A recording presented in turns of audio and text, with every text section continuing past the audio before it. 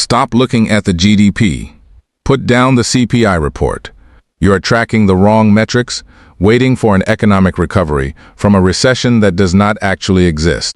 I'm going to say something that will make every mainstream economist furious, but you need to hear it. The recession is a phantom. It is a manufactured psychological operation. Right now, the media is telling you to tighten your belt. But let's look at what happened while you were panicking about the price of groceries. In 2025, U.S. corporate cash flow hit an all-time, staggering record of $4 trillion. At the exact same time, these companies eliminated 17 million jobs. Why? Are they struggling? No. Wall Street simply rewards cruelty.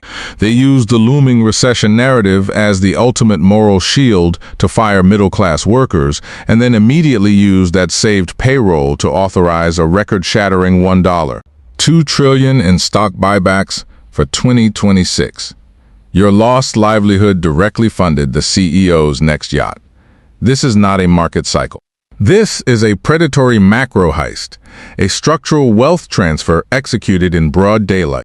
While small businesses are currently choking to death with Subchapter 5 bankruptcies surging 67% in the first quarter of 2026 alone, Fortune 500 aggregates are swooping in, buying up the ashes for pennies, and establishing permanent monopolies. If you still believe the Federal Reserve and the government are desperately trying to fix a leaky boat, you are being played. They aren't fixing it. They are the ones drilling holes in your cabin to ensure the first-class lounge stays dry. I'm going to rip apart this lie, expose the data they pray you never find, and show you exactly how the exit doors are being locked. We have to start with the grand illusion of the last 4 years: inflation. You have been fed a meticulously crafted bedtime story called cost-push inflation. The narrative goes like this: a war disrupts energy. A port strike disrupts shipping, supply chains break down, and therefore the poor. Helpless multinational corporations have absolutely no choice but to raise the price of your cereal by 20%. They are just passing the costs along to survive. It sounds logical, right? It is a complete and utter mathematical fabrication. If a company is merely passing along higher costs, their revenue might go up, but their profit margins would remain flat. If they were truly suffering from supply chain shocks, those margins would shrink. So, let's look at the absolute reality of the data. While the working class was bleeding out, corporate after-tax profit margins didn't stay flat. They didn't shrink. They expanded to 13.7%. That is the highest level in modern economic history. They didn't just pass the cost to you. They saw a crisis, weaponized your panic, and layered massive, unprecedented markups on top of it. Go ahead, go to the comments right now and tell me I just don't understand fiduciary duty or supply chains. Call me anti-capitalist. But before you do, explain to me how shrinking a physical product by 20% while hitting a 13.7% after-tax profit margin is fighting inflation. Wait. I spent 3 weeks tearing through the Bureau of Economic Analysis data, trying to prove my own theory wrong. I honestly wanted to believe it was just a tough business cycle. I wanted to believe the system wasn't this rigged. But then I saw the capital consumption adjustments for the fourth quarter of 2025, and my blood ran cold. I wasn't being a cynic. I was actually underestimating their greed. The inflation was just the smokescreen. The real slaughter was happening inside the Human Resources Department. Let's talk about the 17 million jobs wiped off the map in 2025. The media dutifully printed the press releases, restructuring from macroeconomic headwinds. They even introduced a new boogeyman, explicitly blaming artificial intelligence for 55,000 of those immediate terminations. But to understand why your job was really taken, you have to stop looking at the employee and start looking at the psychology of a Fortune 500 CEO. We need to dissect the C-suite. Executives today are not paid primarily in salary. They are paid in stock options and restricted stock units. Their personal wealth is entirely tethered to one metric: earnings per share, or EPS. If the EPS goes up, They unlocked tens of millions of dollars in bonuses. But here is the problem they faced in 2025. Consumer spending was starting to crack under the weight of that 13.7% profit margin. You can only squeeze a rock so hard. Revenue growth was stagnating. So how does a CEO increase earnings per share when the actual earnings are flatlining? You manipulate the math. You decrease the number of shares, and you artificially slash expenses.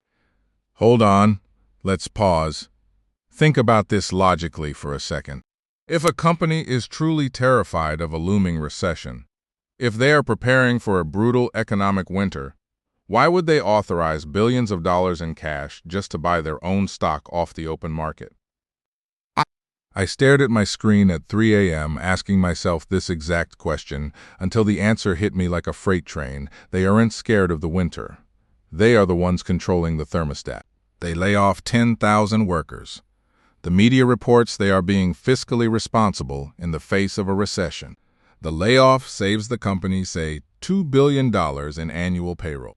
The stock market cheers because expenses just dropped. A week later, that exact same board of directors takes $50 billion in corporate cash and executes a massive stock buyback. The number of outstanding shares plummets. Earnings per share artificially skyrockets. The stock price goes parabolic. The CEO instantly cashes out $50 million in personal equity. They didn't lay you off because the company was out of money. They laid you off to fund the financial engineering required to hit their bonus targets. It is a systemic, algorithmic bloodletting. And it is entirely legal. They use the media's drumbeat of a looming recession as the cover story to execute the most aggressive upward transfer of wealth since the 2008 financial crisis. You are told to fear a recession while they engineer a renaissance for the ruling class. But the sheer brilliance of this macro heist isn't just in how they extract wealth from their own employees. It's in how they use the central banking system to absolutely annihilate their only remaining competition, the small business. You need to understand the duality of debt in the American economy. There are two completely different financial realities operating side by side. Back in 2020 and 2021, when interest rates were pinned to zero, massive corporations locked in billions of dollars in long-term fixed-rate corporate bonds. They are sitting on mountains of cash that cost them practically nothing. But Main Street, the mom-and-pop shops, the local contractors, the independent restaurants, they don't have access to the corporate bond market. They operate on floating-rate debt, short-term lines of credit, and SBA loans. When the Federal Reserve started violently hiking interest rates to combat inflation, who do you think actually paid the price? It wasn't Apple. It wasn't Microsoft. In fact, those giants are taking that $4 trillion in record cash flow, parking it in treasury yields, and actually making a 5% risk-free return on their cash pile. The high interest rates are literally paying them, but down on Main Street, the oxygen was cut off. A local business owner who took out a loan at 4% is suddenly drowning in a 9% interest rate environment, while simultaneously watching their customer base get laid off by the very mega corporations earning interest on their cash.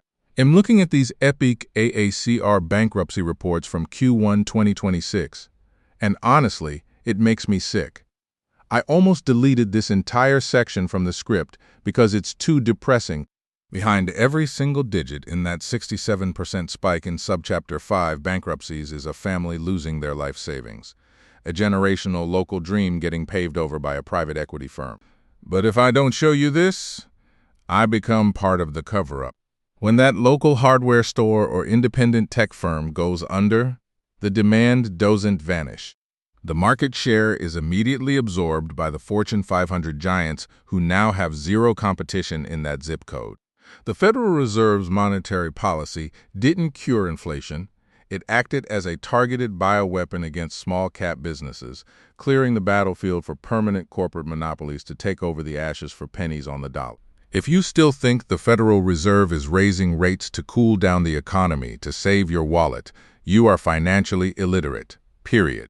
Translate cooling the economy from central bank speak to plain English. It means we need to increase unemployment so the middle class is too terrified to ask for a raise. It means labor has gained too much leverage, and we need to break their backs to restore the profit margins of capital. They tell you Jerome Powell is doing the hard thing for the right reasons. They paint him as Paul Volcker 2.0, fighting the good fight against inflation. It is a beautifully orchestrated charade. The rate hikes were never about lowering the cost of your groceries. They were about lowering the cost of your labor. Look at the perfect, inescapable loop they have built. First, they hide behind supply chain excuses to aggressively hike prices, creating record-shattering 13.7% profit margins. You, the consumer, absorb the pain second. When you stop buying as much because you're broke, they point to a slowing economy as an excuse to mass fire workers. You, the employee, absorb the pain. Third, they take the billions saved from your lost salary and pump it directly into the stock market through buybacks, enriching the executive. Fourth, the central bank maintains crushing interest rates, deliberately suffocating the small businesses that could have offered you an alternative job or a cheaper service.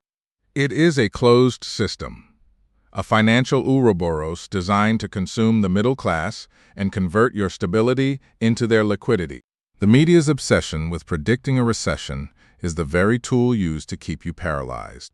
If you are waiting for a crash, you won't ask for a promotion. If you are terrified of being the next one laid off, you won't strike. Fear is the cheapest and most effective management tool ever invented. And right now, it is being broadcast to you 24/7 in high definition. The economy isn't broken. That's the most terrifying part of this entire video. It is functioning exactly, precisely as it was engineered to. You aren't experiencing a recession. You are experiencing an eviction from the middle class.